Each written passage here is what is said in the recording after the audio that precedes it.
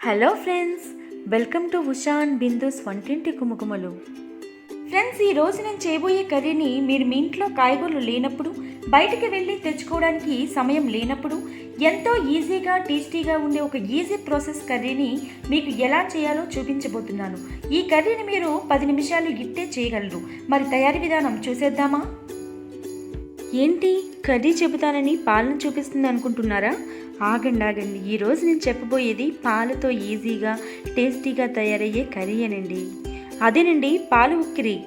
ఈ కర్రీని ఎక్కువగా తూర్పుగోదావరి జిల్లా వారు వండుతూ ఉంటారు. దానికి కావాల్సిన పదార్థాలు చూసేద్దామా మరి?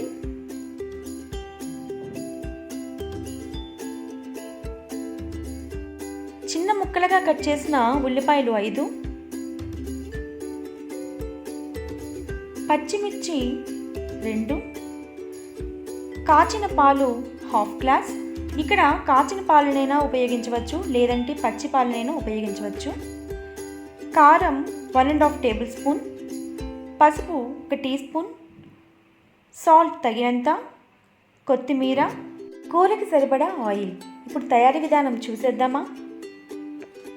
ముందుగా స్టవ్ ఆన్ చేసి కడాయి పెట్టి అందులో ఆయిల్ వేసి, ఆయిల్ కాస్త హీట్ అయ్యాక మనం చిన్నగా కట్ చేసుకున్న ఉల్లిపాయ ముక్కలను వేసి కాస్త వేగనివ్వాలి.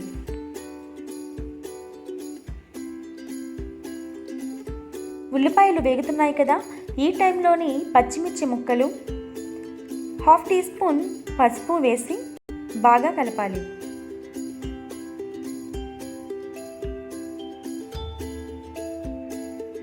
ఈ కర్రీ చేసే విధానంలో ముఖ్యమైనది ఉల్లిపాయలు.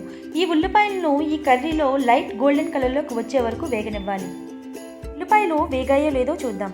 ఉల్లిపాయలు ఇంకాస్త గోల్డెన్ కలర్లోకి రావాలి. ఈ కూరని తినకూడని వారు కూడా తినవచ్చు, అంటే పచ్చం చేసేవాళ్ళు. ఉదాహరణకు కామెర్లు ఉన్నవారు, జ్వరంగా ఉన్నవారు, ఆఖరికి ఆపరేషన్స్ అయిన వాళ్ళు కూడా తినవచ్చు. ఎటువంటి సైడ్ ఎఫెక్ట్స్ లేని డిష్ ఇది. చూసారు కదా ఉల్లిపాయలు గోల్డెన్ కలర్లోకి ఎలా వచ్చేసాయో. ఇప్పుడు 1.5 టేబుల్ స్పూన్ కారం, 1 టీ స్పూన్ ఉప్పు వేసుకోవాలి. ఉల్లిపాయలకు ఈ ఉప్పు కారం బాగా కలిసేలాగా కలుపుకోవాలి. ఉప్పు కారం ఉల్లిపాయల్లో బాగా కలిసాక నూనె పైకి వచ్చింది కదా, ఈ సమయంలోనే పాలను కూడా వేసి బాగా తిప్పుతూ ఉండాలి.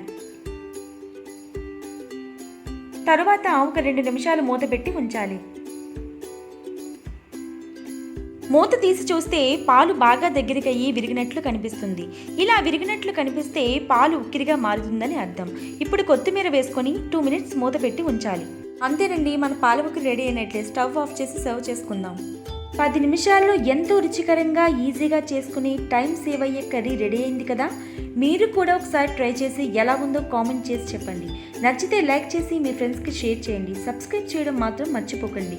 నేను చేసే మరిన్ని వీడియోస్ చూడాలంటే సబ్స్క్రైబ్ పక్కన ఉన్న బెల్ ఐకాన్ క్లిక్ చేయండి. అప్పుడే మీకు నోటిఫికేషన్ వస్తుంది.